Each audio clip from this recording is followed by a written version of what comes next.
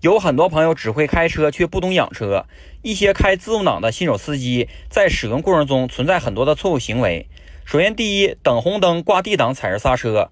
当我们车挂 D 档踩住刹车，发动机会不停地向变速箱传输动力，时间长了会导致变速箱油温过高，减少其使用寿命。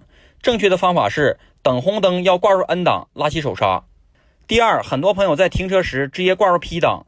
如果我们的车子停在不平稳的地方，会感觉车子前后晃动一下，这样我们的车子的受力点就在 P 档的齿轮上。当我们再次打火换挡时，会特别的难挂，同时会出现嘎嘣的一声，这样时间久了会损害变速箱。正确的停车方式是先从 D 档推入 N 档，然后拉起手刹，让车子的受力点在手刹上，然后推入 P 档，抬起刹车。学会的老铁双击加关注。